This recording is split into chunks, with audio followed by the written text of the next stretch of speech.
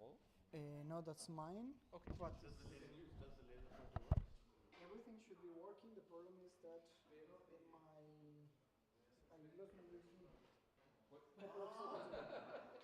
But the laser should be working. The laser, but we cannot use. You can use the laser if you want to. But Yeah, is it but like please visible? use USB. It's a good one. Like,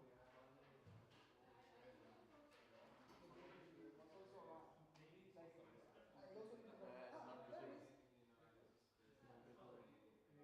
The laser is not Now it's that. working. The laser is not that visible. Assam, now it's working. Yeah. But the laser is not visible. It's good. It's not visible on that screen. Wait, what? Yeah, but it's because of the screen. It Yeah, because reflects. it's not visible on the screen. It reflects. Oh, wow, there it is. Yeah, there it is. So you'll have But to you go, can use you have to go the like mouse. It has also mouse function. What? It has mouse function, so you can use the so mouse good. to point. How does that work? But if you like move it and the Yeah, mouse yeah, moves. it is a mouse. Yeah.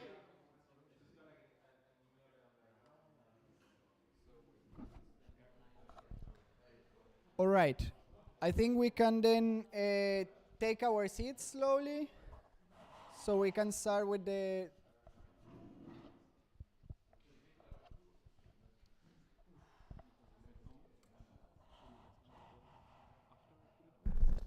It's the same.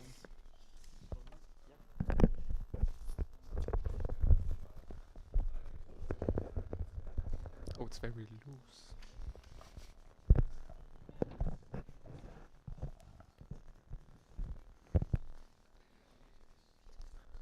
Okay. Welcome everybody again.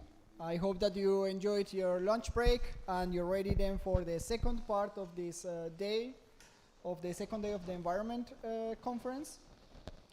And right now we will have the Crunchy Cloud presentation. This presentation will be done by Jan Sontag and Assam Subaire. Jan is a graduate of Media Communication and Computer Science. He has experience in front-end, back-end, and embedded, and he's an embedded developer. He has been actively involved in projects at the EO Labs, such as the Crunchy Cloud and the Andesflux project. Assam is a master student from our Information Engineering and Computer Science program. He's from Pakistan. He has 5 years of professional experience in Python, Docker, and cloud platforms such as AWS and Google Cloud. Together, Jan and Assam bring a unique blend of technical and communication skills, making this presentation a very good opportunity to gain valuable insights into the world of technology and its applications. They were going to talk us about the Jupyter Hub that they are setting up for us at the university. Thank you very much and welcome, guys. Yeah. Thank you. Thanks. So yeah, we will present, as Klein said, the Crunchy Cloud project, which was initiated by Rolf Becker. So you get an idea why Rolf started this project. I would start like this. You see, these are happy students. The new semester starts. Everyone is getting back to the university. Some old students, some new students. And then they all get to their first class.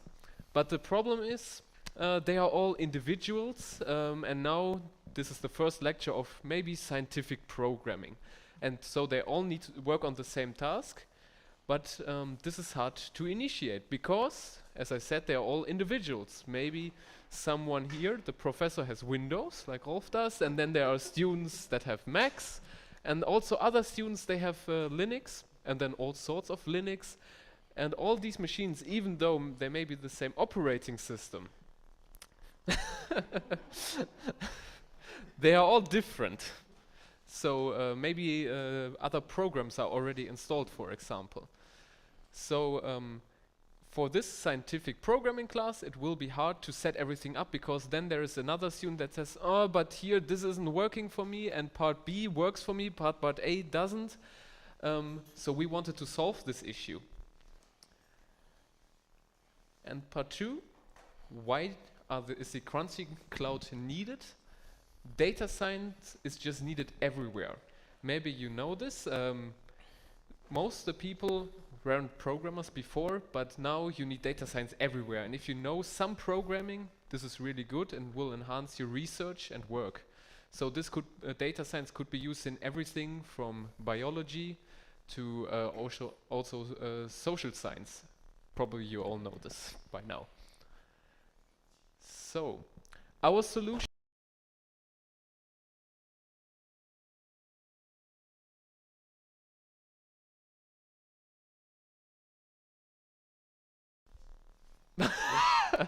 Very good. yeah. That's good. Yeah. Okay. So so the Jupyter notebooks, what you can do with them, you can run like a development environment in your browser, and this is meant, for example, for Python coding, R or Julia. And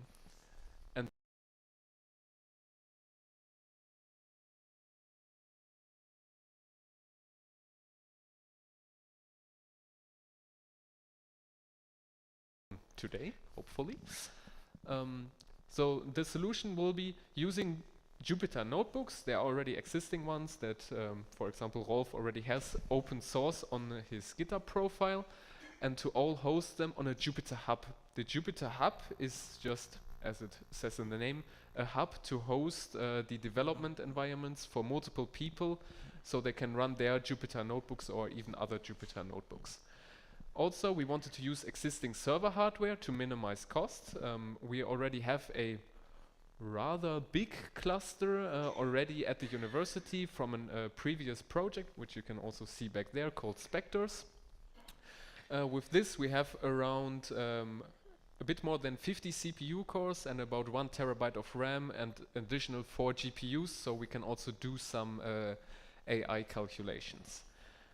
Furthermore, we want to have a work group called Crunchy Cloud, where all the people come together. So it's not about us, okay, we set up this platform and here you go, you use it. No, we also want to know from the people that have to use it in the end, what do you want, what do you need, how do you think could this be implemented in your teaching?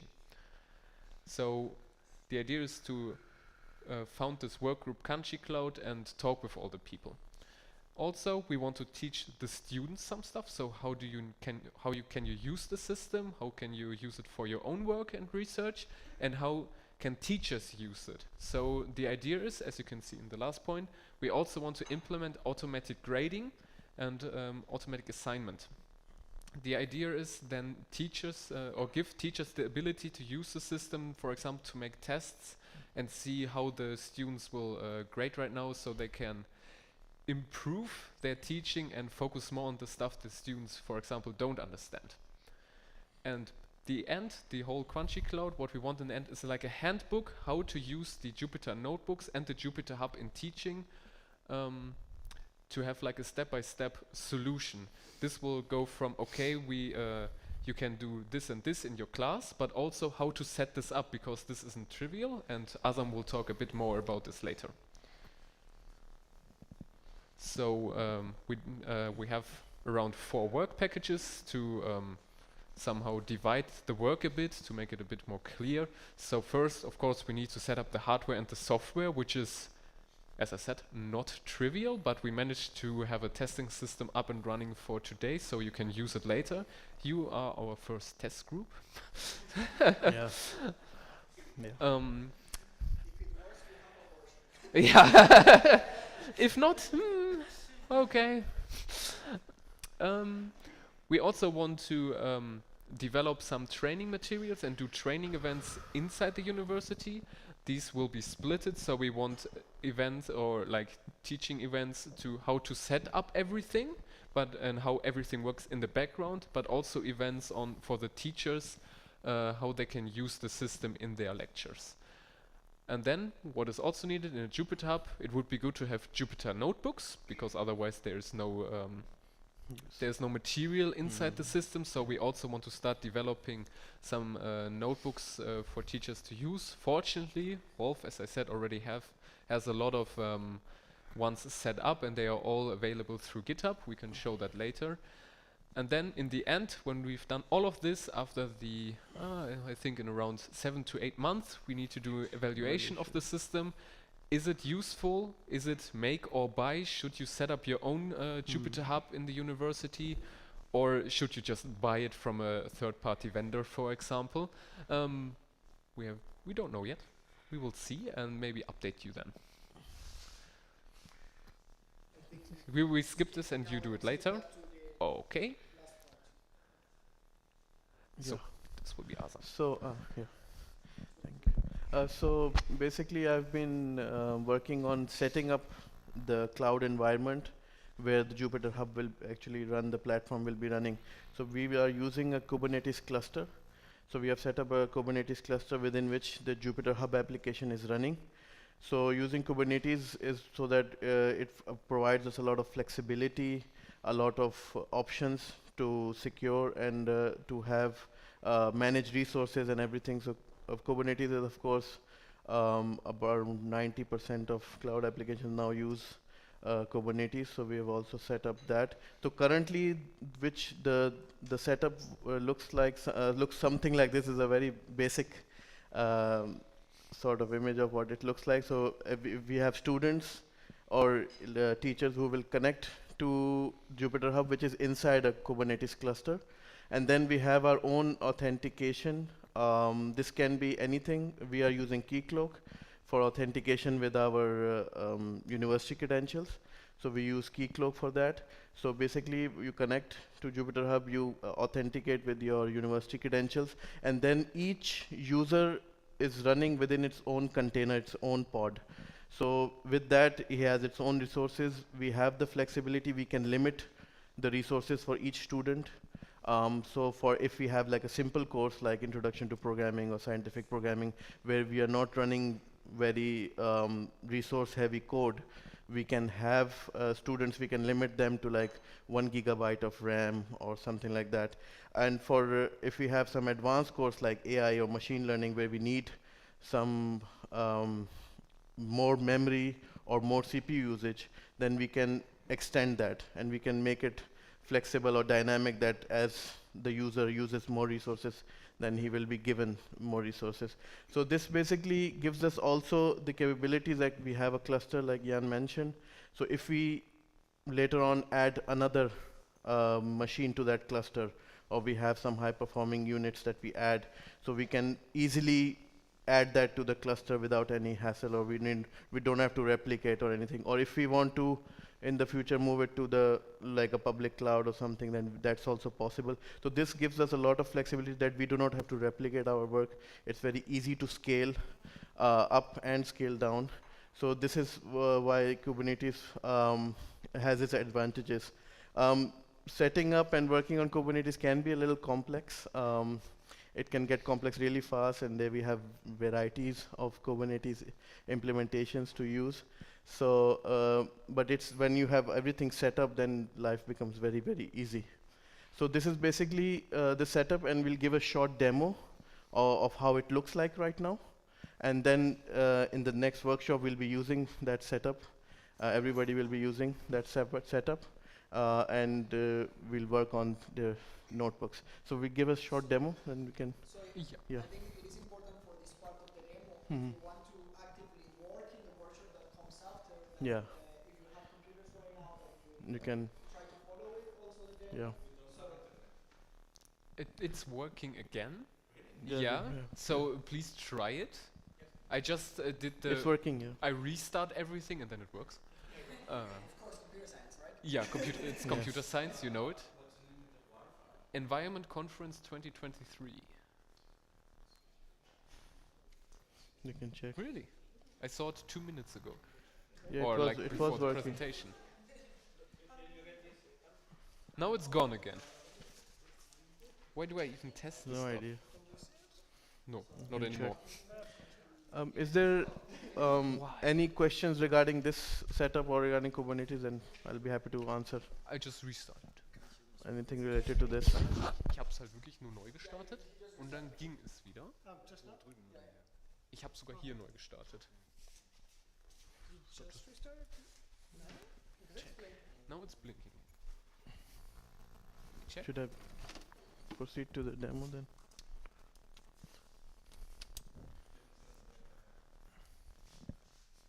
check the antenna connectivity now.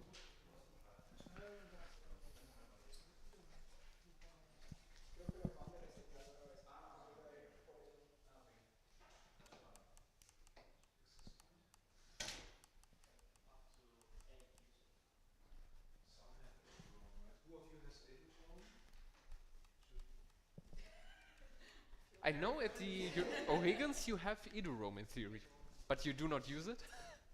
Okay. We can proceed to the demo then. I mean, today we are not that many people, so that is fine. Yeah. Yeah. Yeah, we can. You just can demonstrate. I will Okay, and look just into it. quickly give the demo then. Yeah, yeah. Oh.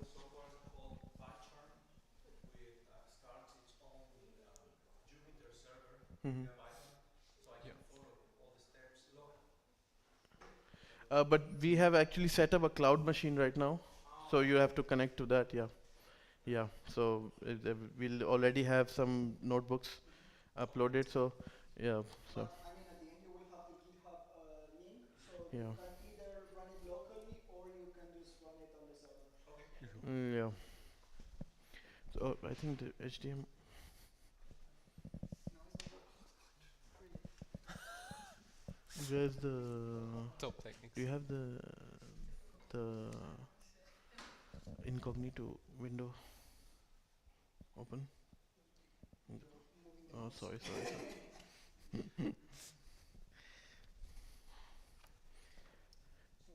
Where do I deactivate the mouse?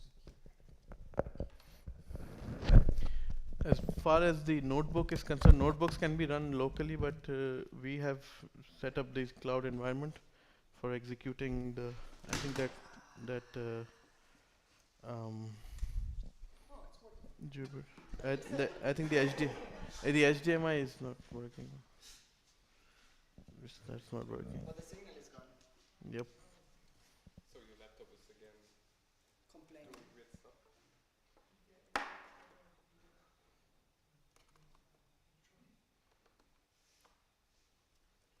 Is there?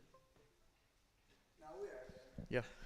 So the link is basically dev.eolab.de.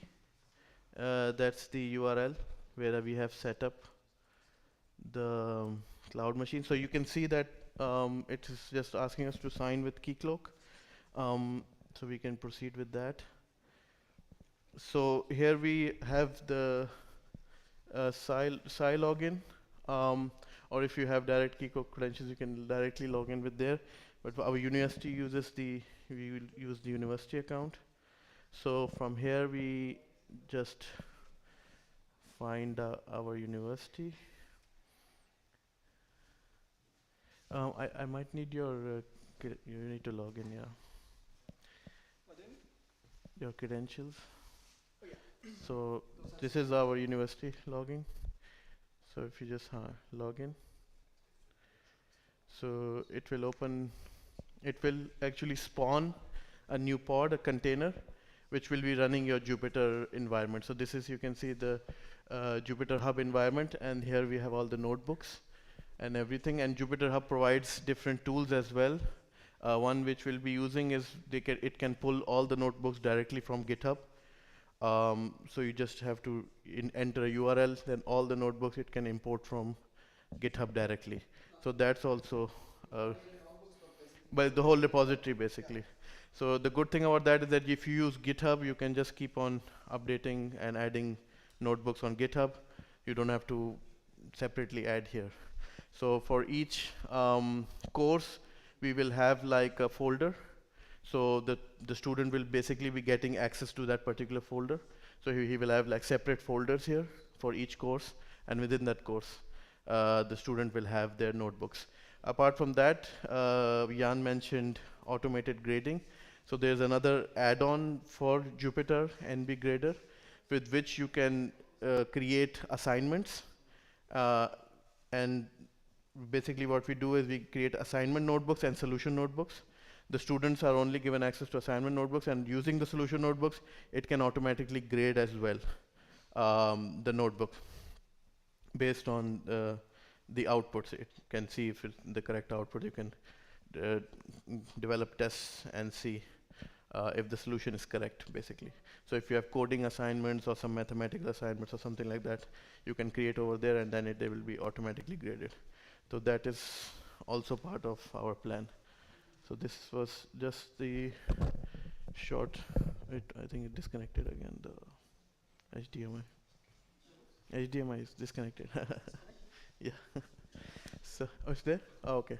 So basically, this is what a notebook looks like. You have text cell and code cells, and I think you client will be explaining that in much detail.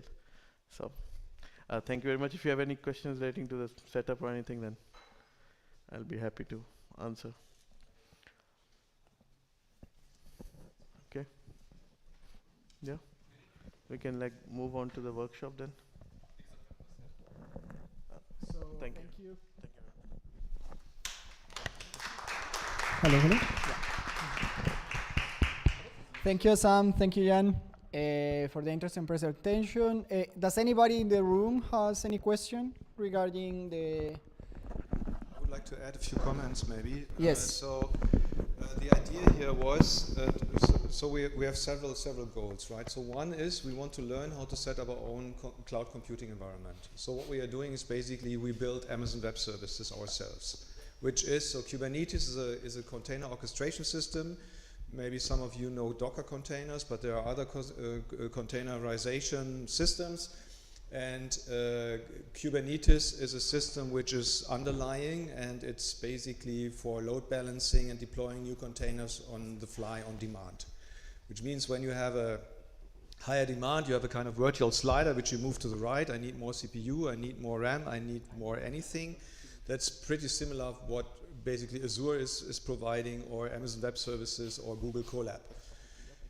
And so we want to learn it ourselves so that we also can train students, and we want to evaluate this and to see whether this is a feasible way. So as Azam said, or Jan, make or buy, right? That's always the question, because usually cloud services are expensive. In the beginning, they are not so expensive, but as soon as you start storing data there, they're getting more and more expensive. And this Jupyter Hub is basically an application which is containerized. It runs in containers which are orchestrated by Kubernetes. And we use now a centralized login. And you've seen that we can also use the identity provider of the university, such that the students can use the credentials of the university to log in. So they have just one identity in the network. So it's still under development, as you can see. But this is now not a local installation, but this now runs on the server side. So you know that Jupyter is an environment, as Jan already explained. It is basically a mixture of cells. So it's a JavaScript application which allows you, like here, right? You have different cells, and these cells have different types. It can be code cells, which is then executable code. And you can also have markdown cells. And the nice thing about these notebooks is that you have a continuous flow of development, you can say, right? So you can enrich code with your comments, and as if you worked manually with your pen and paper in the labs. And this is how you then seemingly develop a continuous flow of thoughts and development. And I appreciate this approach very much. It's so I'm moving all my teaching material more and more to this. And I'm even replacing now my slides partly, and use the notebooks on the fly. And the nice thing is you can basically do a kind of life hacking. That's what I'm doing in my lectures as well. So I prepare some of the notebooks which are not complete, and I present them in the lectures, and then I let the students solve the problems online, so in real time, while we are sitting in the classroom or in hybrid teaching. So that means we can then basically try and error, right? So you can fill in your code, you can define it. I even do some exams with that, right? That student reports are based on these things. So I'm formulating questions, and then they have to answer these questions within the notebooks. And sooner or later, we hope that we can use this NB grader, which is a kind of system with which you can evaluate then the answers automatically, at least partly, right? When you have text answers, it's not so easy, but if you have something to compile or to calculate, you can simply send them the notebook, submit this notebook, and then the notebook is basically the NB grader is then checking the content of the cells and the results, and is this correct or not. So that makes, we hope that this makes, let's say, some midterm assignments or continuous regular assignments easier, so that we stretch the load for the students also over the semesters, that they do not have to get, let's say, 100% of their grades at the end of the semester, what currently is the case. Right, and Jupyter. So how does that work? When you start the system, it automatically starts. In case of Python, for example, it starts a web server in the background, and this web server is then forwarding the content of the code cells to a runtime engine, a Python runtime engine in the background, which means you're typing in some code, and then you say submit, and then the code is interpreted and sent to the server, and the server is executing the Python code, and the result is then given back to the notebook. What do you mean? Yeah, so that's the IPython kernel, so Python 3 is running in the background. Can you zoom in a bit? So you can, in the browser, right, just Control plus or so. You can press Control plus probably. Yeah, okay. So that's also an advantage, right? So when you're in class, you can simply zoom in. But this is running now on your laptop, which means it's not interactive here, right?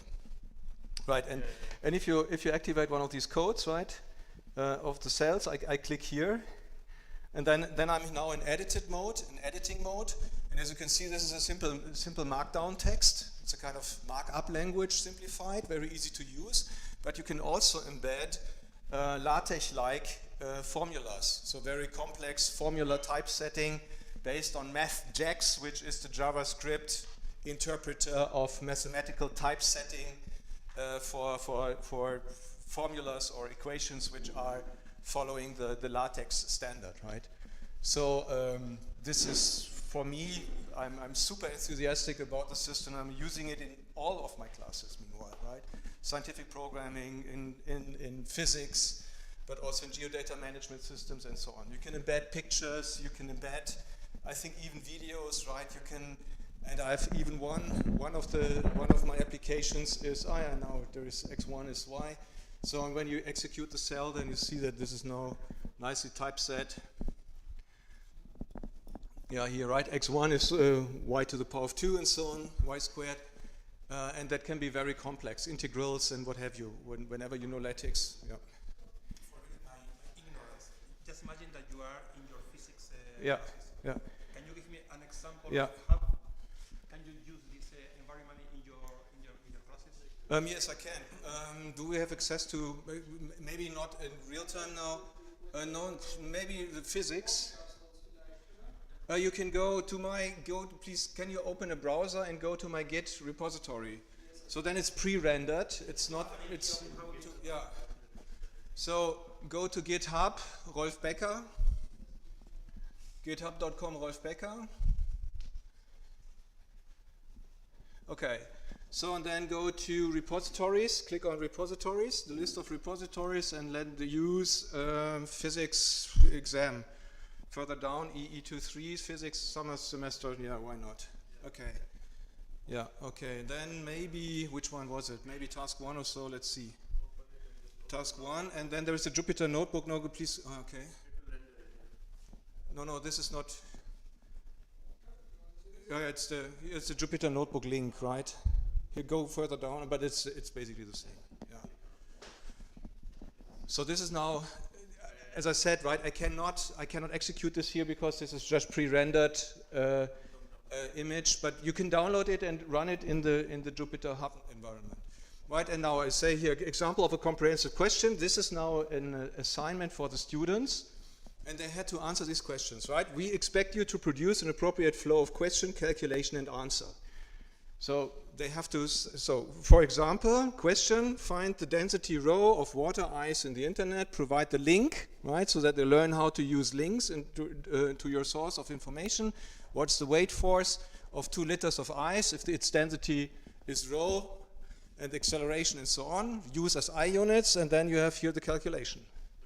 And this is the code, and this code can be executed, and then you get the results, and then you can even formulate an answer sentence here, right? The mass of the ice block is, and then this is calculated, and as a result, right? You can even print graphs and Yeah, so if you go further down, calculate the U values of houses, right? So here we have some CAD.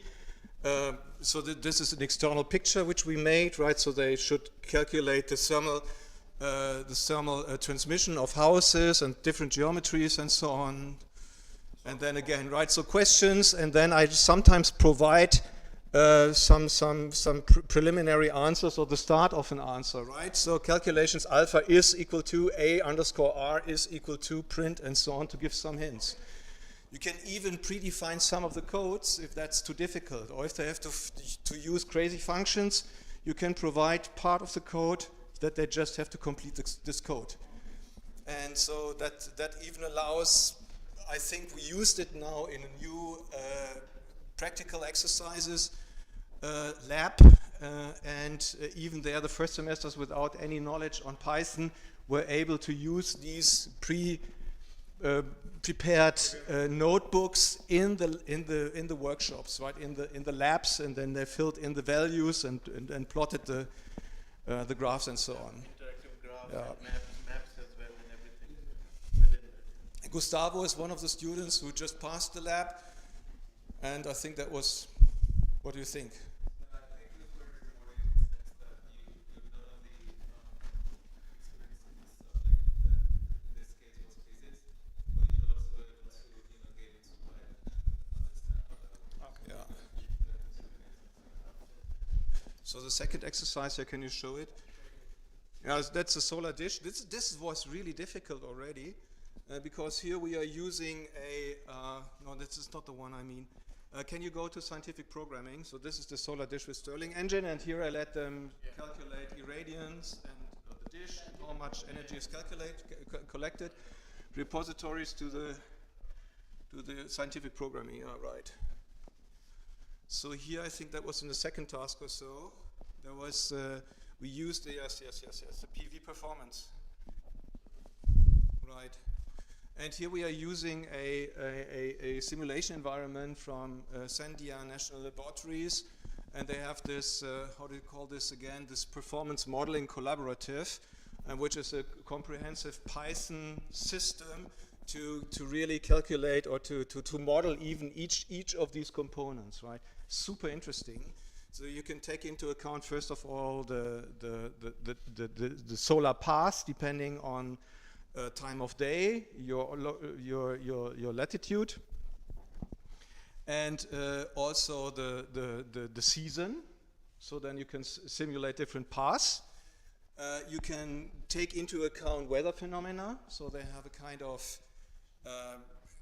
average, so typical days or typical months of let's say cloud formation and irradiance variations and so on. You can take this into account. You can then calculate the scalar product of the flux, of the irradiance flux on the surface of the PV modules and integrate it over time. So you can change the orientation and all the stuff, right? And that was really, and we did not study this in class, but I just showed. So if you go further down, you see that we are using here, so first introductory questions, and then the Python library, and read. So then I'm asking them to read some of the documentation, then they have to answer some questions which are related to the documentation so that it's clear they read it, how to use it, right? And then step by step by step. If you go further down, you see also some nice diagrams. If you go further down, here, like this is just an example where how to combine different graphs, so subfigures. And if you go further down, here, for example, this is the result of the exercise, and I said, okay, you have to program it such that the result looks like this. Do it. Right? This is just a GIF or a PNG. If you go further down, you see now Apache sub, if you go further down. So here you see the code is patchy, there are some parts are missing, and here's then the first start, and then they have to combine, okay, what does he mean, right? So different seasons, so we have the global horizontal irradiance and the plane of array irradiance under clear sky conditions, and then they have to fill the diagrams, and then they can compare what they have done here in these diagrams to what I have done, and they have to make it the same. That should look the same. This is how I'm using the stuff. And this can be done really, so if that were now interactive, I could just show it to you. And I've even another one, which was in electrical engineering. Can you go back to the Git repository and go to electrical engineering? Yeah, the interactive one.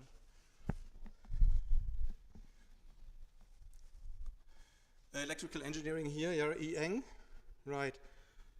And so this now is another approach, and if you go further down, there is one, mechanical. Do you see MECH? Mech, the last one, mechanical. Mechanical, right, 01. And if you go further down, there is a launch binder. So binder is another approach which is similar to Jupyter. Can you click on it? Okay. So what is now done with binder is that somewhere in the internet, on some servers, I assume that it's a Google server, a virtual machine is deployed, then the environment is then installed, so all the dependencies, and then my repository is then cloned to that environment and then executed. And you see this is now the disadvantage, the response time is not predictable. But for a quick look, you can just show the people, hey, here's a motorbike, can you maybe scroll a bit further down? So motorbike, right, and then some exercises here, two-dimensional motion, so it's basically a motorbike jumping from a ramp, and so simple kinematics, right, without friction and so on, just second order, and determine the minimal variable V0 and so on. So that's an exercise which is from the Tipler book, Physics for Scientists and Engineers or so, or for physicists, Physics for Physicists and Engineers or so, I forgot. And so this is another way of doing this interactively. Can you go further up again? But it's not, no, I mean really, not scroll, yeah, here, no. You see, this is the disadvantage. And so that's the reason why we set it up ourselves. Here I'm dependent on any service running on any server somewhere in the internet, no control, and we want to be able to control it ourselves. Resource management is also not clear. We do not have many resources. It's like a resource-heavy code, image processing, machine learning, then it won't Yeah. run. But what you can see here in this example, I'm using here even interactive elements, so widgets, which you can use in Jupyter notebooks, and then you have sliders, you can change the angle of, let's say, of the initial jump of the ramp, right? There's a motorbike with an initial speed, and there is an initial angle, and you can vary this, right? And then it should jump on a plateau, and then you can change the height of the plateau and move it left and right, and that can be controlled by sliders. And that's also something I really appreciate, because sometimes when you're showing formulas in your classroom, right, and they are more complex, then you are trying to explain also the sensitivity of this formula on particular variables. So when you change that variable by a factor of 2, then the result will be multiplied by 4. And then you're trying, and you have a slider here, and then you move it forth and back. Is it already running now? Is it rendering? Did it render? Yeah, you have to say run all cells. Go to run. Go to run. In the menu, run all cells. Run all cells, further down. Run all cells. Run all cells, right. So then, can you go further down? Here's the interactive plot. So here you see the ramp. And this is the parabola of the current jump, right? So the person is not... So basically the person is not, so it jumps from here, right? So the ramp is basically here, this is the point where it jumps off, And now you can change, for example, the initial velocity, or you can change the theta, which is the angle of the right. And you see the green point is okay because then you're landing. And if the parameters are not okay, then you get a black star because you are crashing into the system. So if you are here, for example, right here, you would crash into the side wall of the plateau. And this, and you can see that you can even, can you maybe change the velocity or so? Then you see that you can also nicely typeset this in the diagram, and also the formula is then updated also in the diagram. And this can be really complex, right? Even integrals and so on. I have an example of numerical integration where people can play around. It's based on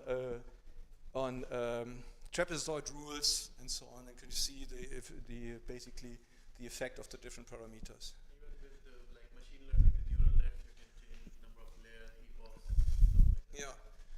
So that's what I really like. Also in electrical engineering, we had some basically AC circuits, resistors and capacitors and inductors, so that you can see the influence on in real time, right? You're moving, you're changing that's the capacitance or the inductance, and then you see what's basically happening. It's phase shift and rotation of phasors and all the stuff, right? Yeah. So I'm completely convinced of that. Sorry. That's the reason I want to have full control. And one problem is, of course, everybody can install this locally. But as Jan already said, right, we are all individuals, the setups are individual, and then too little memory, not enough space on the hard drive. Some people buy Chromebooks. You can't do anything with them, but running a browser, so then you need a solution which runs in the browser. And that's the reason. Yeah. Okay. And everything is basically open educational resources. If you're interested, you can just download it from GitHub. Yeah. Great. Thank you very much. So, that will conclude then the talk about the Crunchy Cloud, and we will start then right now with the workshop. And what we would like is to have it in a kind of interactive way, so that you see basically those two different approaches that we have, at least two different approaches toward constructing these Jupyter notebooks and these exercises. So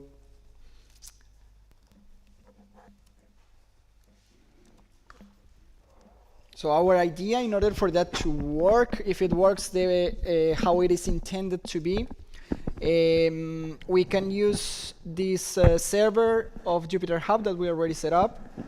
The idea would be then to first either go to ngit puller or to just download the add-on in your browser.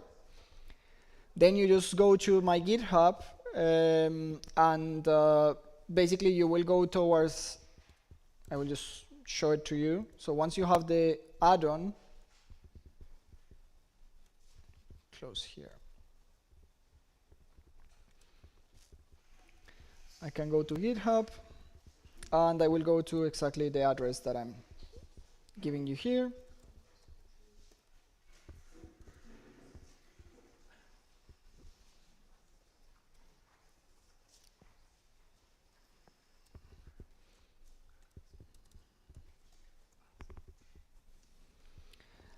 And then from there, you already will have this this option here from the MB GitHub. And that will basically, here you need to give our server URL. And once you do that, you can just copy the link generated by the ngit puller.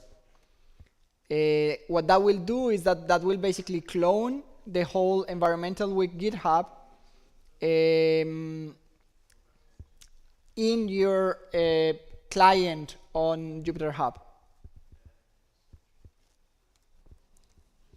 So you'll get something like this, and it will just synchronize, and it will show you this nice stuff.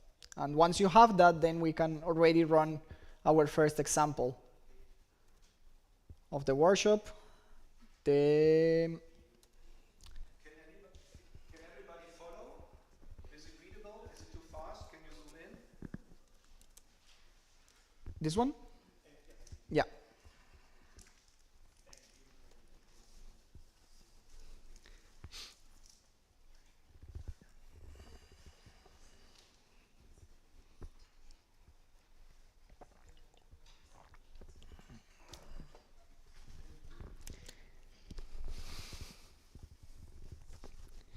Yeah, in the meantime, I can share indeed my experience that having students run their own Jupyter instances, it works, but you also spend a lot of time during class on fixing random errors because they have a different package version or some other thing that just works differently on a different computer.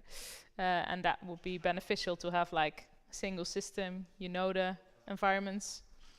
And in our case, it's an experiment. So we will see, we want to gain experience with that. Yeah. Maybe it turns out it's not worth it, right? And we go back to the individual installations. Could be. Yeah, we've worked with Google Colab as well. But yeah, some students prefer to do it on their own computer. You probably will have that anyway.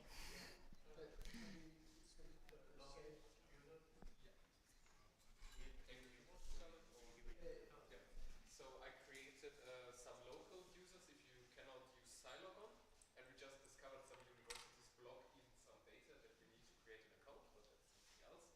So I have right now 5 users. I can create more. That's not an issue. They are all called Jupyter 0, 0, and then a number. Can you type it here?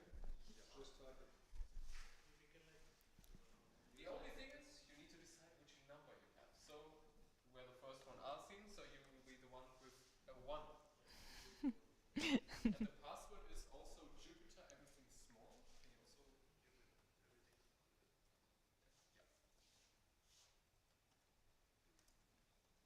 Can you also right, yeah.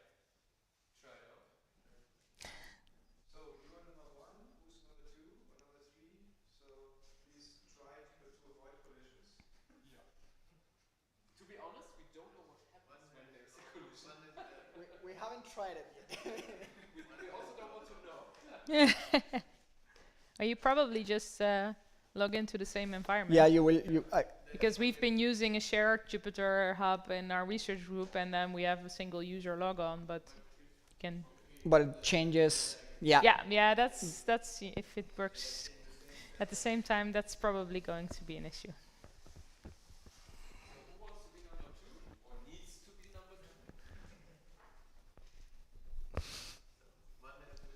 One is taken. Who took number 2? You don't have internet. Okay. You will take 2. Good. So can you help? Yeah.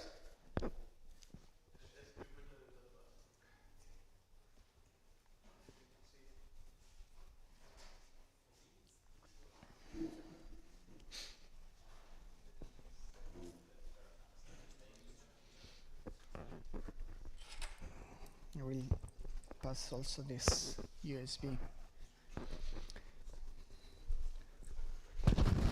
Carlos, if you have, if you want to run it on your local machine, I have it here as well. So you will probably just have to install the packages if needed.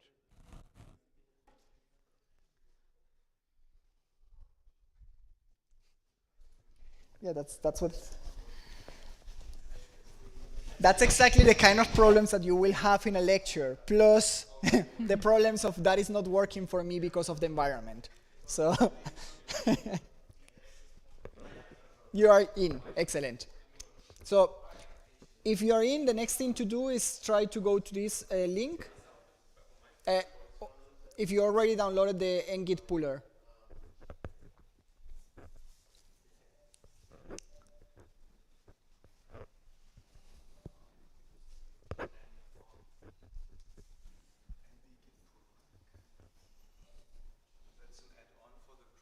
That's an add-on for any browser. What does it do? Yeah, so it basically. Anyway,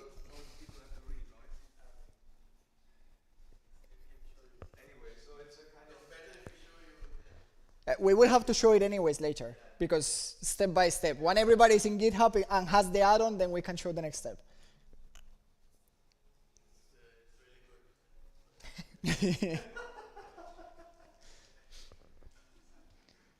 I'm curious as well.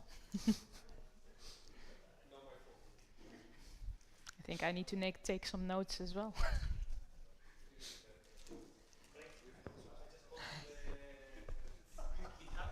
Yes, you just go. Okay, so you can already start. You can click on there, and then just in there you're going to give the link. The link is HTTP. So the dev.eolab.de. So you just give the whole link.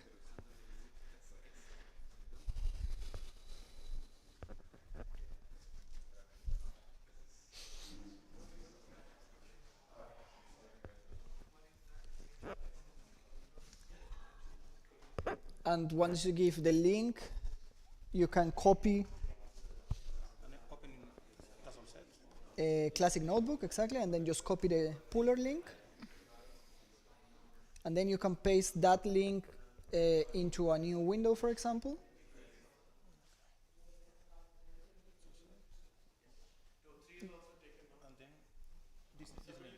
Um, exactly. So now you can just go there and paste it. So you have to paste it in the URL link. You can copy this Copy. Just click here where it says copy. Yeah. Exactly. and just paste on top. Yeah, just paste here. And that will already synchronize you with the notebook. Nice, right? Definitely nice. I will check here as well how that's going.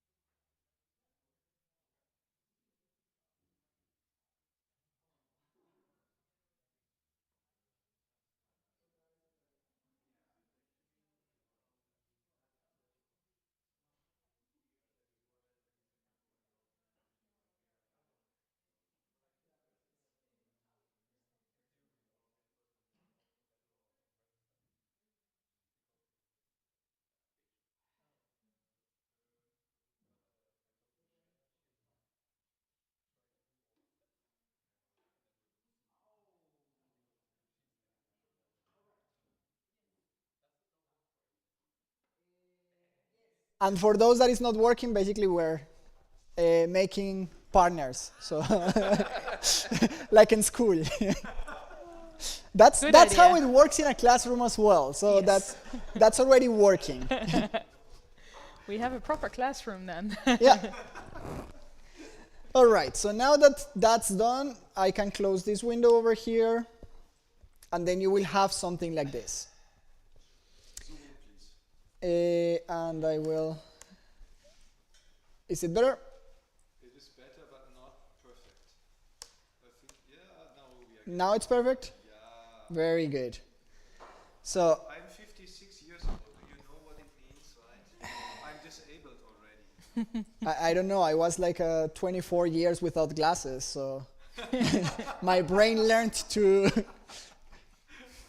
So, we're going to start working with the first notebook. The first notebook is outside of the workshop, or not, just a second.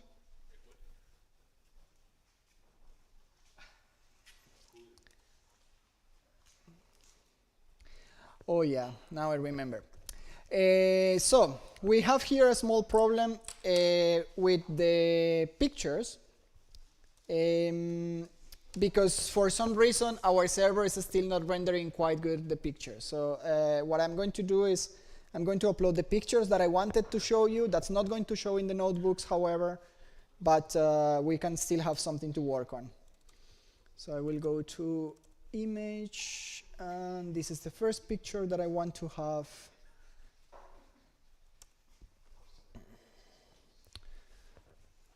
Just a second.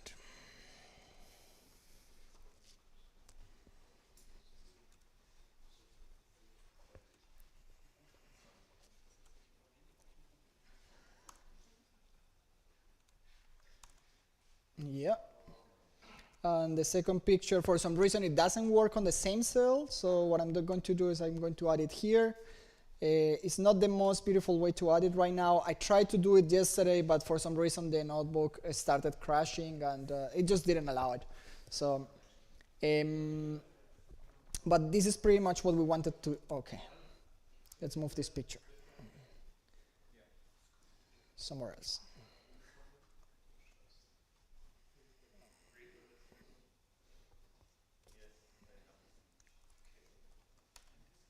Good.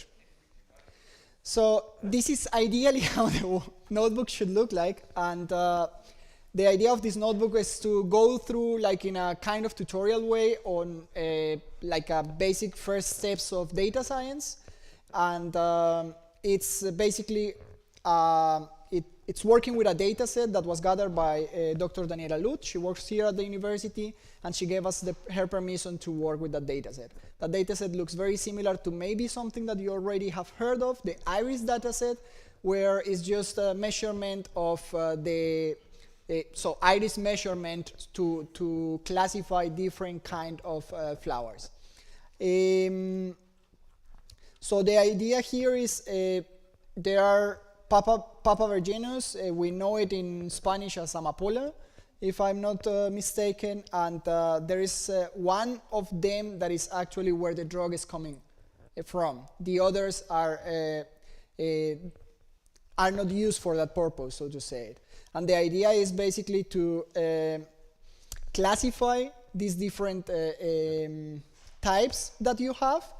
And that was being done in a laboratory by Professor Daniela Lut. And what they do is that they measure basically the capsule, and they also measure the stalk, right? So here you can see basically the cap diameter is this part over here. So it's measured from the flower itself.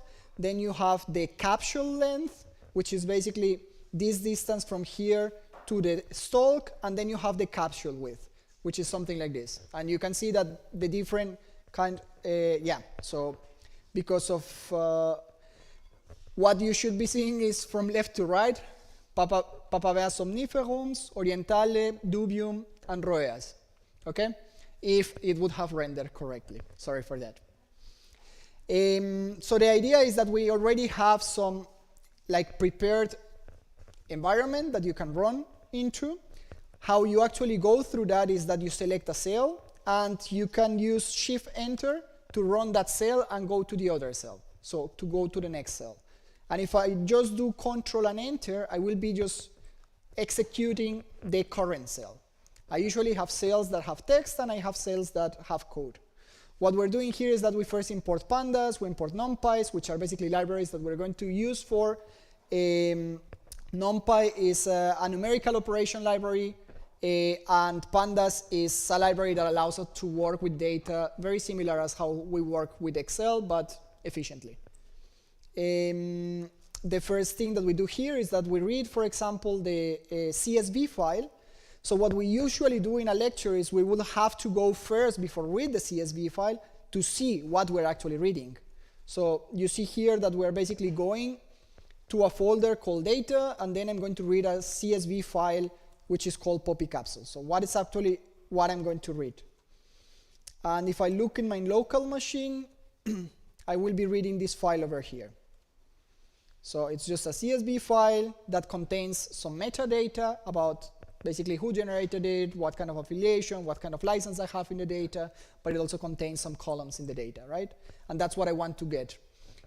These columns should be the sizes of all the measurements of the flowers? These columns should be the attributes that you want to have in the database. And then basically what you have afterwards is the population of that database, so to say it. It should, so in theory, these databases are already there, so it should already be given by someone, or basically you are creating it by yourself, and then you just have to load it. But of course, when you load it, you might have problems. So here, for example, we want to skip the first 4 rows in order to ignore these first comments over here, because otherwise our software will have problem with that. So we just ignore that, and then we load the data set, which is not working because I need to give it this name. Sorry. Of course, we're in the, just give me a second. I'm opening from here. .data popsicapsules.csv. So I'm opening from the previous one. So I should go first to workshop, Klein and Maya. So I just tried it in a different notebook.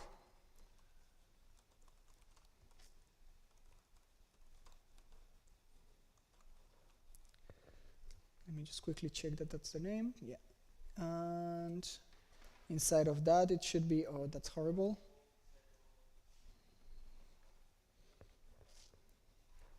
Let me just copy this name here.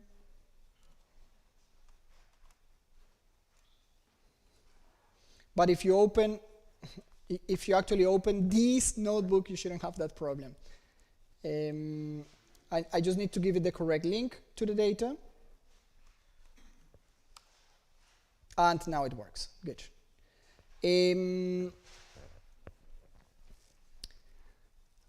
And the cool thing about that is that once I have my data loaded, I can already see what is inside by just calling the name of the attribute or of the variable where I saved the data.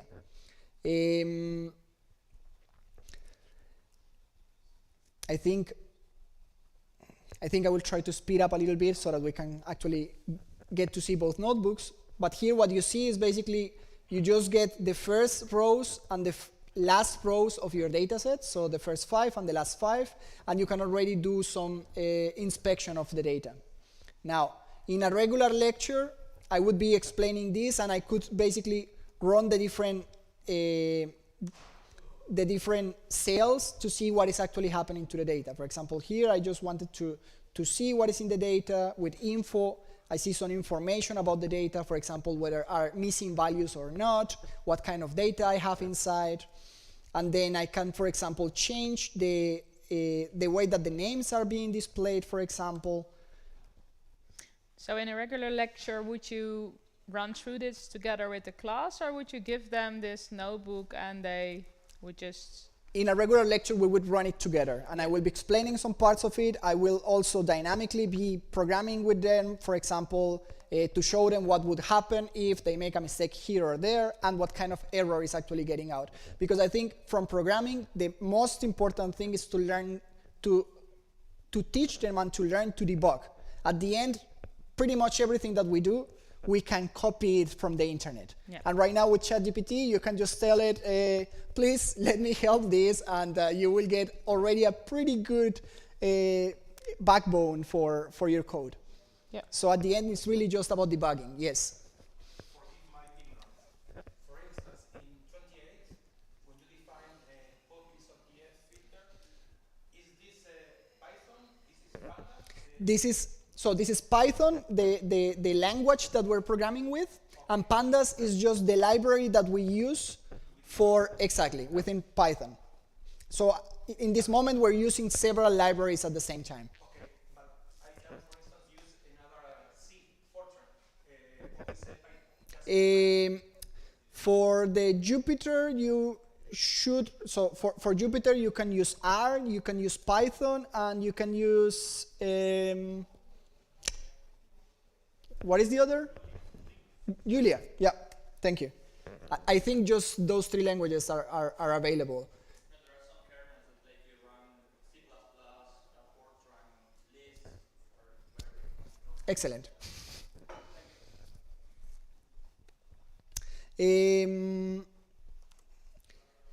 Yeah, so usually what I would do is I would go through the code. Right now it's a little bit difficult for me to see. We wouldn't be looking at it right here, but we would be looking at it actually in a bigger projector, so to say, so it will be easier to follow. And when we're actually looking or starting to do data set, then we start to do stuff, for example, selecting the columns that we want to use. So we do some feature selection, which is, for example, this filter operation that we're doing here, right? And if I continue running the notebook, I will see that I can also do really cool plots relatively simple. If you use for a library, for example, like Seaborn, that will allow you to do something that is called pair plot. And this pair plot allows you to make really cool plots about the two features that you want to compare. So basically from the whole data that you have, you can do a scatter plot of a combination of features. So in this case, we selected then those 4 features, and then if I run this, I will get a scatter plot, and this is good because this allows you to do some data exploration. So here you can already, for example, start to think, look, if I look at my data here, if I am checking at the capsule diameter and I'm checking up the capsule length, I might be pretty good at distinguishing between Papavea rhodeas and Papaveas somniferum, for example. But it wouldn't be that easy to distinguish between somniferum and orientale because I have some overlap between the data, right? So you can already start getting insights of the data. And the idea is to go through these notebooks and show the students exactly what they should be looking at and the interesting facts of it. And you usually also rename, for example, the columns, so it's easier to work with them later on. So this is exactly what we're doing here. We're just renaming those columns. What is the difference in, out? What does it mean? One or out 21? Okay, yes, thank you. So basically, in is going to appear in every cell that you can generate input. So in this case, I want to write my code on there. Out is basically the result of that input. And then the number that I have there is basically the iteration that I have in the notebook. So this is in the notebook, the cell number 21 that I ran. If I run it again, you will see that this number will change to 22. 23. To 23, sorry. Because I ran 22 here. So that's something that you also have to take care of in Jupyter. So you can actually travel up and down, and you don't have to run the cells in order. That's not necessarily the case. That's the good thing about it, because it allows you to explore data really fast, but you have to be very organized later on as well. So it can become really chaotic It can go really wrong if you assume that you're working on a certain subset of data, but sometimes you've changed things and then you're not working on the data you think you have. Not necessarily. I have the problem with the 19. So Mhm. excuse me, but I have a question in 19. So you can go and then you can. It's not sequential. So you can make it sequential in the sense that you can run all the cells in that order, but you could also just go towards that cell. And that's quite dangerous because, for example, if I run here x equal to 5, right? And then I say, I really don't like this code.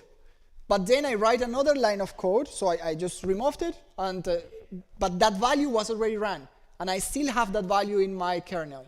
So the problem with that is that then later on I use a function that is actually using x, and x still has a value, right? So that way you can get into troubles really, really fast. Yeah. So that's like the disadvantage of using it, but at the end it comes with a lot of advantages. So yeah, I said I was going to try to speed up, sorry. So for example, here I'm just showing different ways of doing that translation.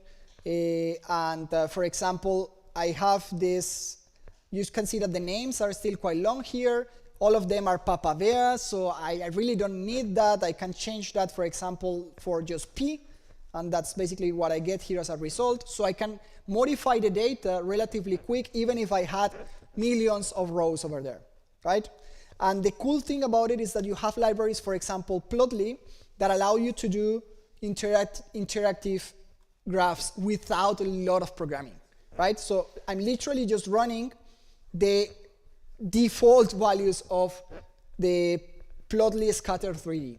And what I get there is already a scatter plot in 3 dimensions that I can play with, right?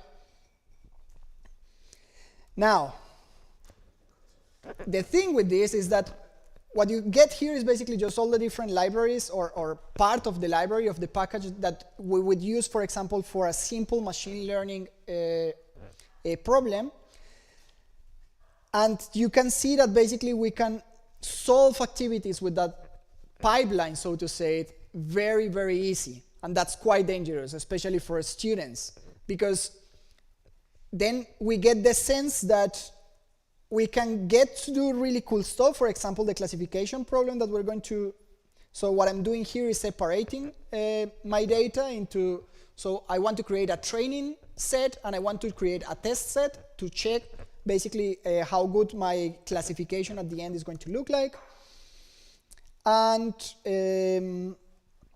then I want to, okay, and how that classification is going to look like, basically based on the longitude, the width, the thickness, and the diameter of the cap. Then I want to see, basically, if I give those values, I would like to see that it predicts what kind of plant it is, right? So that's the task that we want to do here. We know that in machine learning, you usually have like a preprocessing step, especially when you're working with continuous numbers, and in this case, or with continuous variables, and in this case, we're basically using a standard scalar, and that operation can be done very, very, very quickly with the scikit-learn library.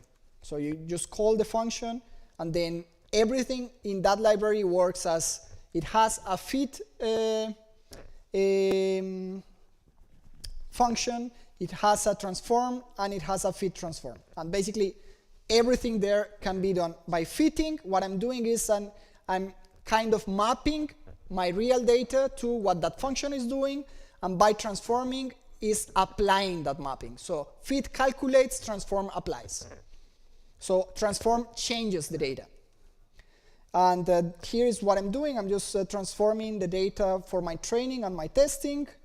And I can already run, for example, a nearest neighbors classifier just by calling the library nearest neighbor. I just give some information about what it has to be calculated. For example, the number of nearest neighbors has to be 7, and this is a parameter for the Minkowski distance that is basically going to say, okay, I want to have that as a Euclidean distance. And yes.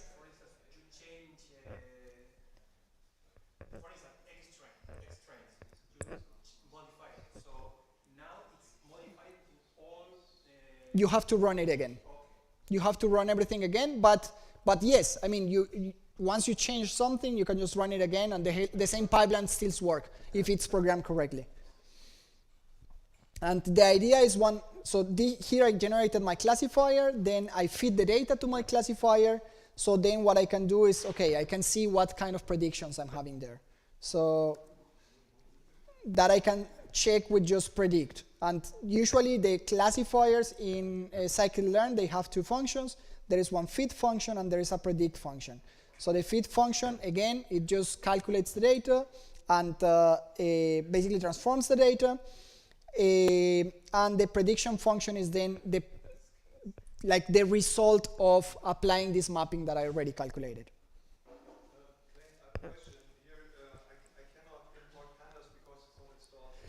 Yes, so if it's not installed there, then the easiest way to do it, and that can happen, so the easiest way to do it is by doing it by magic.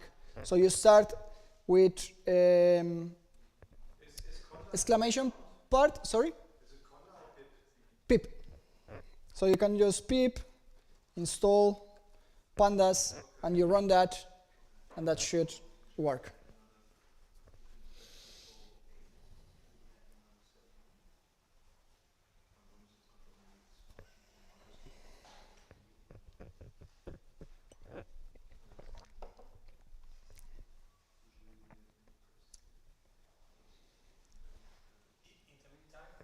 Yes. Yeah. Just imagine that you are asking a student, John, can you try this thing? This person can do it. Or you are the only one that has the permission to modify anyone. So yeah, but you're actually, each running your own exactly. instance. So it's not that what he's doing that you will see that on the screen as well. Because that's Klein's instance and that will exactly, be that's John's instance.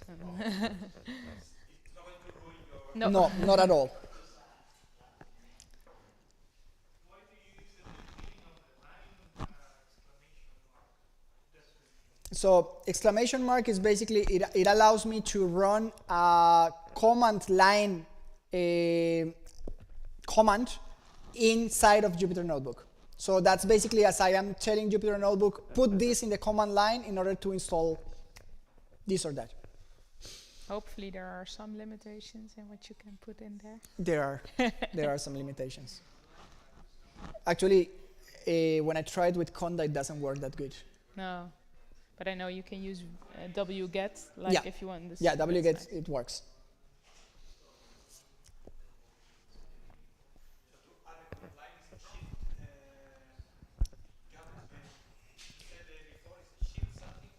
Exclamation mark, and basically exclamation mark, it allows you already to put the command that goes inside of the command line.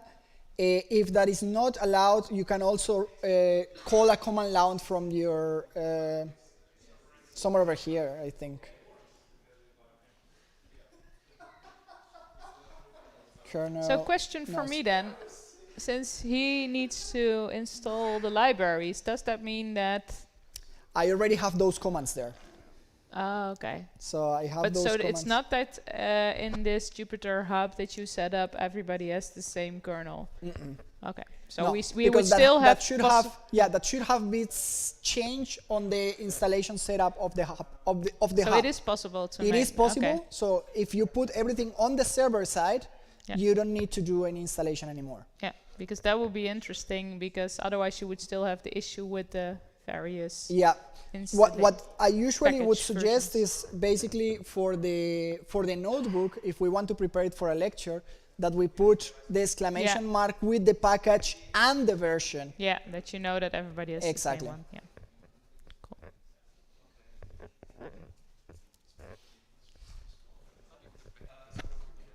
The backup is not working.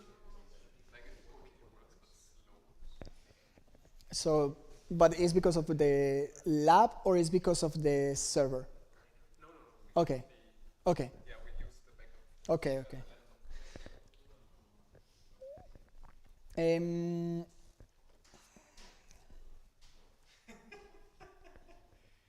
Oh, I'm running this one.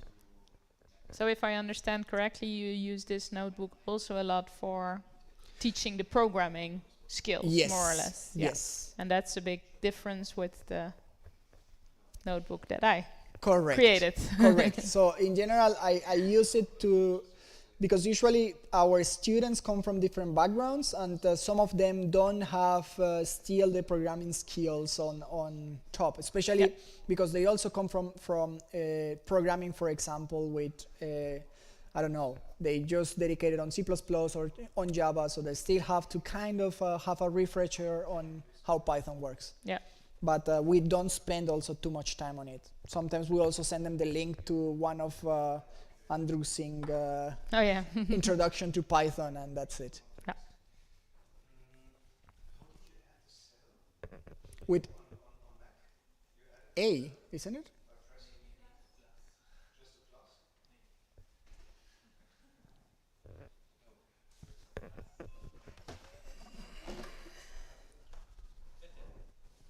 In the bar on top, there's a plus sign. Where's the menu here? Run and all the others. Ah, here. Edit a new. What is it? Bookmarks. Yeah. Is it edit? Right. Add a new cell. Right. Edit. Isn't it an edit? It should be There's- an edit, but why is it not So working I'm here? not used to. Like How that? did you do that? With A. So you have the commands A and B. Okay. A is cell previously, and B is cell afterwards. Okay. But you have to go towards the selection part. Because the plotly isn't working, but it doesn't complain about About the library, about the library. Maybe we PIP. reinstall pip. Plotly. Actually, I had that. Yeah, I had that at the beginning of the notebook, but because of the crashing later on, it didn't save, and I didn't try it again. It was late. I was tired. It's okay.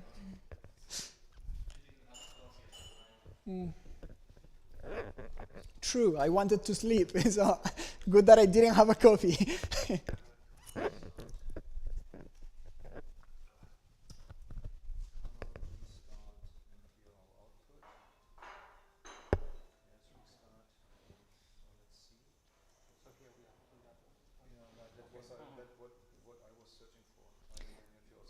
But the kernel is complaining.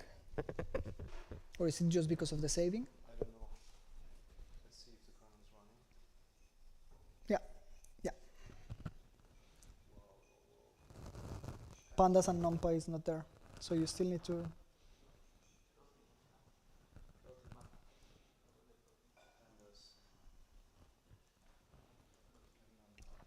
So, when you use any notebooks and Binder,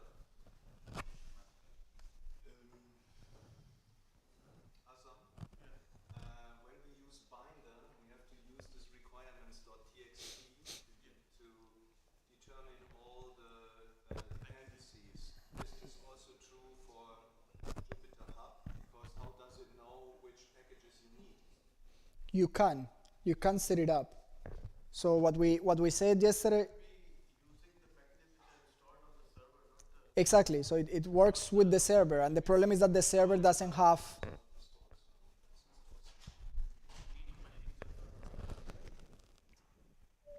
But this is bad because the requirements are part of the Git repository. It depends on the software you are deploying, which requirements you have. To have a general installation on the Jupyter Hub on the server side, it doesn't see it doesn't make sense, right? But that's what we were talking about, that the ideal then to use it would be to create, for example, an install first line command specifying the package version as well.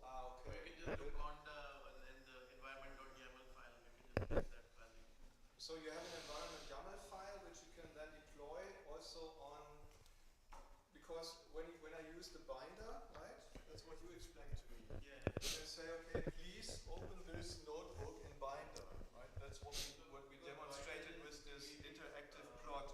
What it does, it goes to the root folder of X.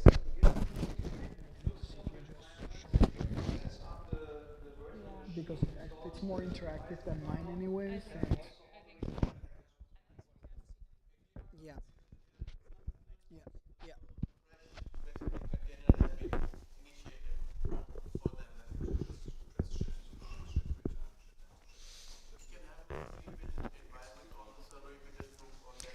what you what you can do is you can also change the, so if you run the install of IPy kernel, you can change the kernel for the specific environment, and then you can select the kernel on top, and then any kernel will have different requirements.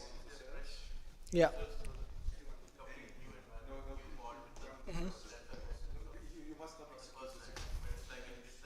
Yeah, but if you have all those different kernels already inside of the machine, then exactly.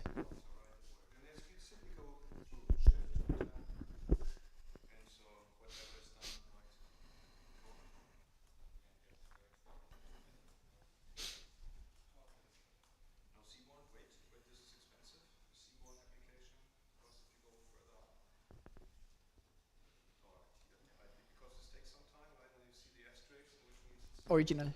Yeah.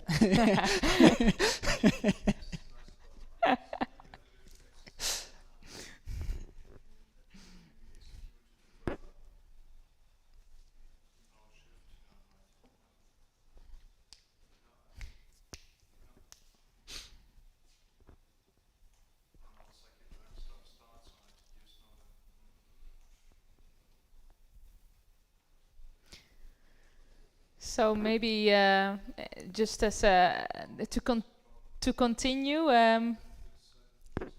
Yeah. So when we discussed this workshop, Klein and me also wanted to show you, okay, how we can use these notebooks in a class. And our first step was actually to exchange some of the notebooks that we have used already. And Klein worked through mine, and I worked through Klein's. And the one that you just saw was Klein's. And for me, it was basically like, okay, click through, click through, click, click, click, click, click, click. Hey, it works. Nice, good performance. I'm done. As a lazy student probably would do if you just hand it over. But like Klein says, yeah, you use it for teaching. Exactly, during explanations, for teaching. So yeah. And usually then we just leave some exercises at the end, but the notebook in itself, we use it kind of walk through. Yeah. I had a different class, also one with various backgrounds of also people that could not program, so that was a bit of a challenge to have them do a practical exercise on data science, which is why I decided to create a notebook that's not about the coding, but is directed at understanding the principles behind a simple prediction problem. So what was your experience, Klein, when I sent this to you? So No, but I mean, I sent it to you in Dutch, so. Okay, so yeah, the first thing that I saw with the notebook was, okay, I don't understand anything. So the cool thing, and that's also one of the things that we wanted to say, is that you can access to the text when you double click on the cell. And basically what I did was just copy the text, go to deepl.com, translate the text, paste it here, and that's it. And it worked. So, and we have, you can even see still the disclaimer from Yeah. Very good. So I didn't take too much time to change it either. So the idea of this data set or this exercise was that they would work with a little data set I collected myself. It's about asking prices of houses that are for sale in the Netherlands. And they are just going to explore it. And the data set is as I collected it from the internet. So no cleaning up, nothing. Just deal with it. Which was my purpose of this exercise as well. Not necessarily about the programming or how to do it, because, yeah, like you can see, it's not that many lines of code. You can find 25 examples for each thing that you can imagine online or more. So how can we engage students to think about the problem and to work with the data? And I gave them, I actually gave them the working code so they could run it for free. But can you there. comment that line? Which? This one? So it doesn't download anything. Oh yeah. Where's your hashtag? Should be this one.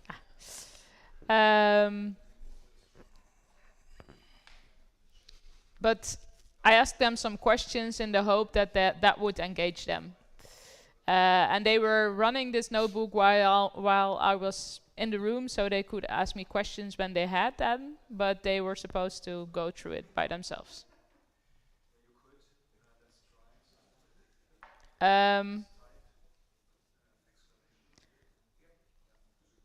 So I asked them some basic questions about the data, and I gave them some hints about how to get the answers with the links to where they can find an explanation about how the function works.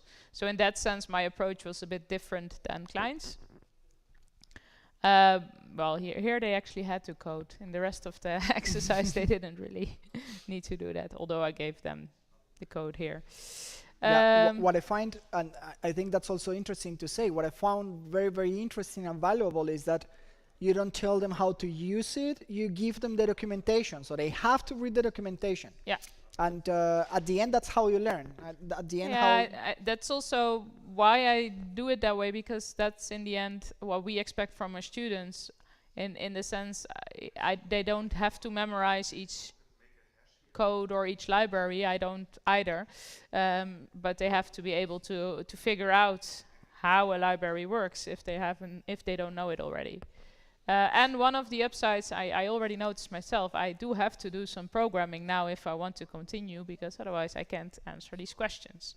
So even just a simple trick of putting the code into the markdown instead of in the code field can help to require a student to stop and think instead of run. I'm not going to actually put it there because I think we're already quite running late and everybody wants to start do things for themselves as well.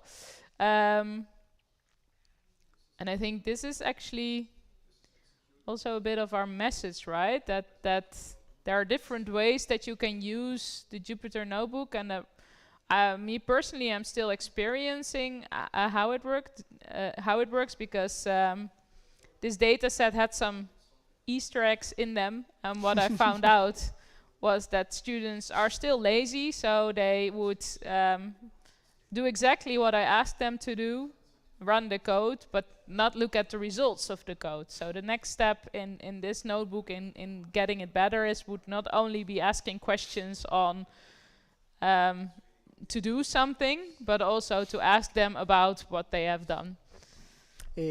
I have a question regarding that, because I find it very interesting when I get some data.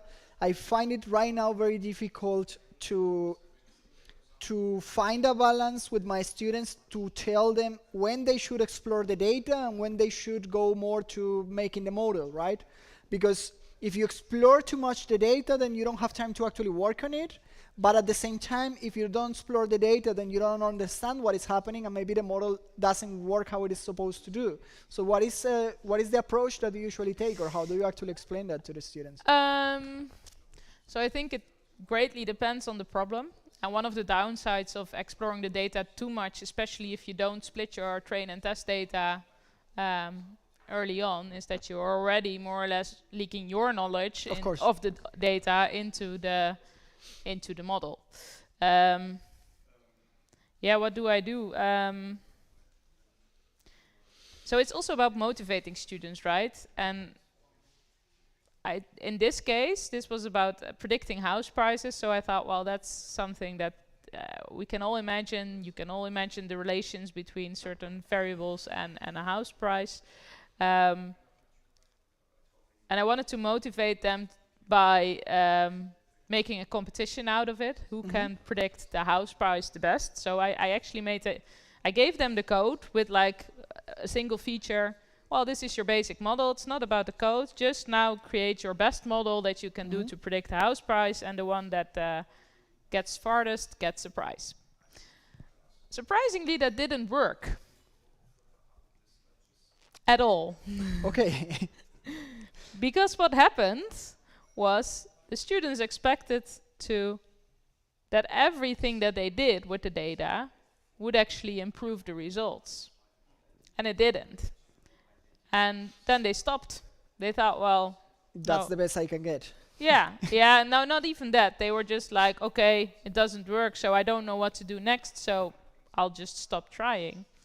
So that learned me a lot of things, namely that there's really a creative process in doing data science that's hard to actually teach without the interaction, because it helps if you can discuss with people what can we do next, what haven't we looked at. Okay, these were bachelor students, so that didn't help maybe in the sense that they were a bit more overwhelmed by the topic. But yeah, so regarding your question, it's also a bit, where do you depends. start? Where do you start, right? I thought, well, okay, if I let them model and it has some results, Yeah. that would motivate them. But yeah, if they might have understood the data better, then they would have known better what they could tweak to get the result better. Yeah. So in that sense, it's a balance. Yeah, I get it. Yeah, I think we're done, right? So maybe, do we have some questions in the? I expect that there are still some people debugging some of the code. Do we have some questions, suggestions, ideas, thoughts?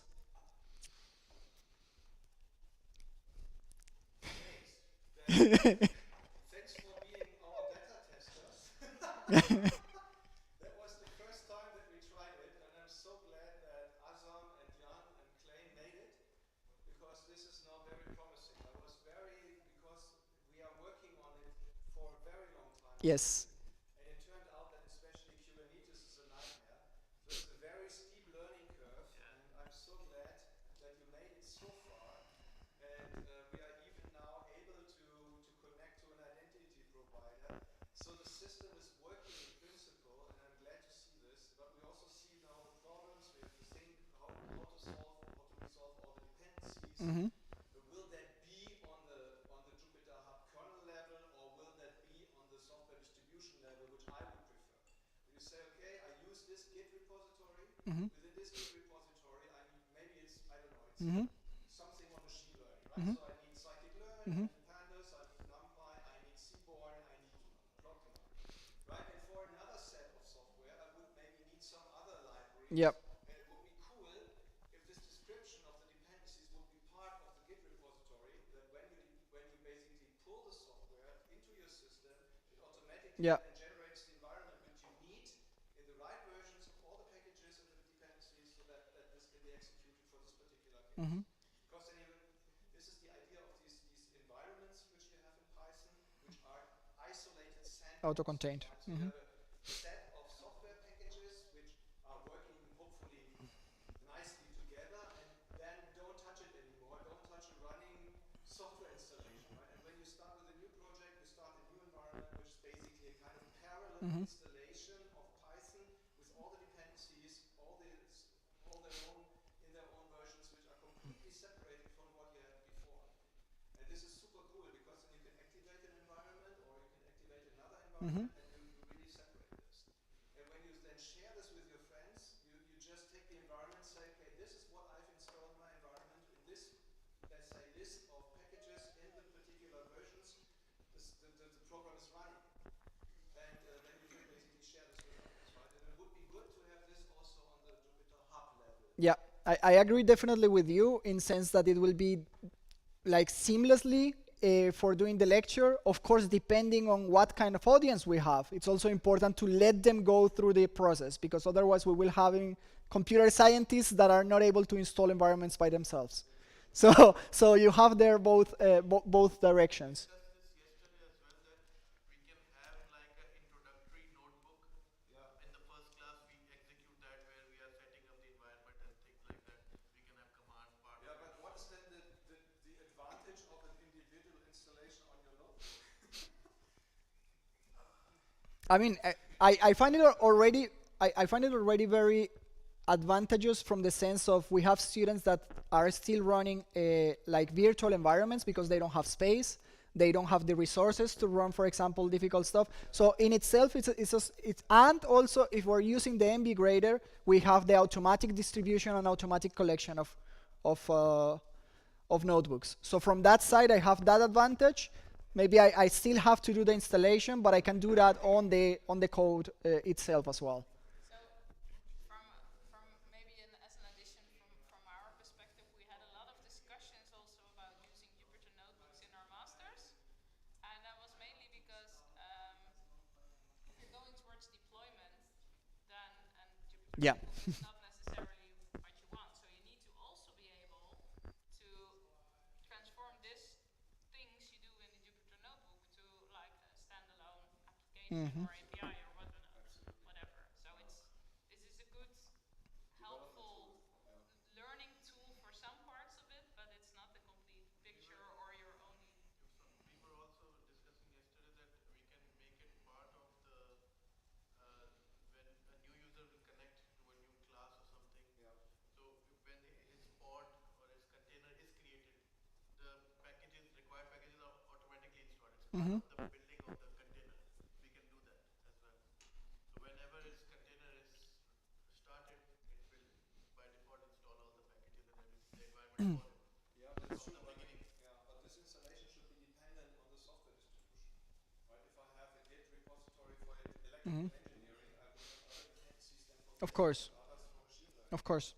And even in machine learning as well. So in machine learning itself, if I have a distribution where I want to use, for example, the GPU performance of and PyTorch and TensorFlow, they don't work together good, so you need different dependencies. So yeah. But it's cool. Thanks for your patience with this first test. And I'm really happy with the results. It's the first time that we're seeing this, right? So, woohoo, it's indeed working. Because Azam told me, yeah, relax, it works. And I said, wow, really? I was also very excited yesterday when when we tried it out.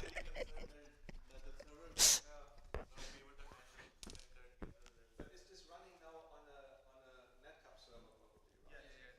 Okay. So this is 1/10 of the CPU performance that you will have later.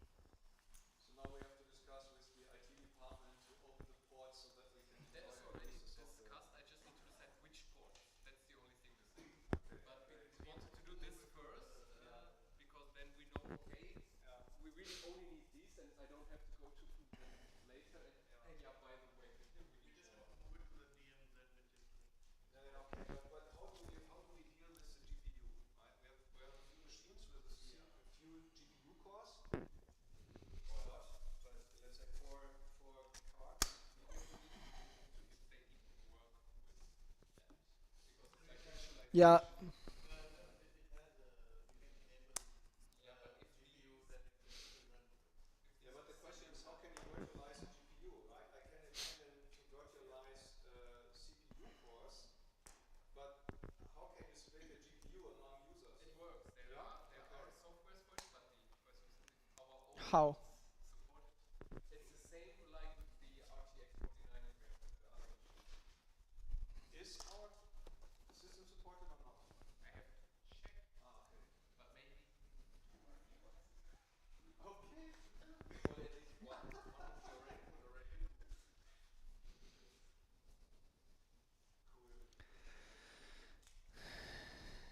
Nice. Yeah. So from our side, that's pretty much everything. Thank you. Thank you very much for your patience again and for all your input today. It was really nice to have you. And for those of you that are still joining the Environmental Week, enjoy it. And it was very nice to meet you.